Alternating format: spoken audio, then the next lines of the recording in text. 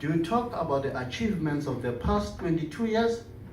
Do you criticize the current ANC leadership at the expense of what? Do you talk about its glorious past at the expense of what?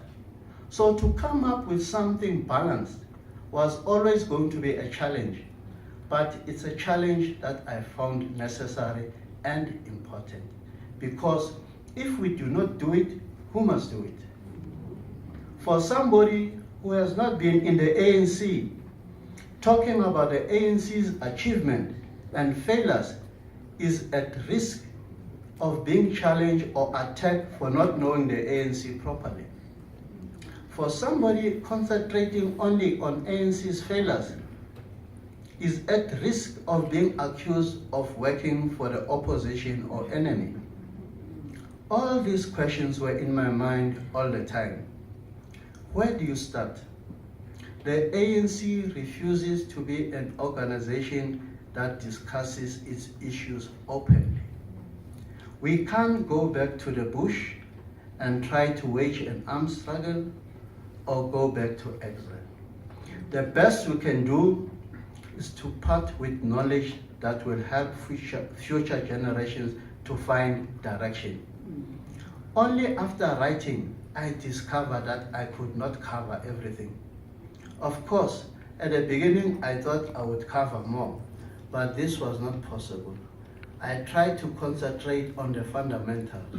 There is a big gap left for others to fill in. Our main task today is not to elaborate further on what colonialism did to us, especially as African people, but to help show the way on how to overcome its ramifications. We cannot do that unless we understand the reality before us. As a prominent author, Zakes Mda, remarked, and I quote, "We need to equip ourselves with the tools of self-examination and self-criticism, for we as individuals and as a society are a work in progress, a manuscript that is being written and rewritten. This is even more important today than ever before, as we collectively write the narrative of our country.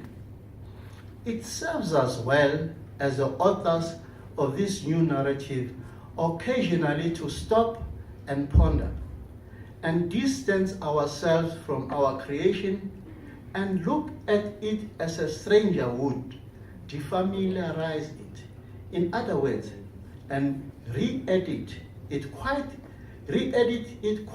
relentlessly and mercilessly. And I emphasize mercilessly. We need to do this in defiance of the demand for a lemming mentality. We are required, even coerced, to follow the head. Follow the head, because if we dare to think independently from those who have been assigned to think for us, we are traitors, not only to the specific political project, but also to the tribe, the nation, the race. We need self-examination and self-criticism in defiance of those of our opinion leaders who are engaged in the cultivation of a new lager mentality, the closing of ranks, in defiance of the notion that outspokenness about our own weaknesses is tantamount to selling out to the other, however that is defined, perhaps in terms of ethnicity, class, race, or nationality, end of quote. But then, the current ANC leadership has rejected the idea of a consultative conference. As it is now known, my personal position regarding a national consultative conference and a policy conference is that a policy conference is not as critical as the former. All policy conferences held so far, namely from Ready to Govern in 1992 up to the National Policy Conference of June 2012, have been found to be inadequate. The ANC is not a better and modern party able to fulfill its mandate to govern responsibly and in an accountable fashion. Policy conferences were meant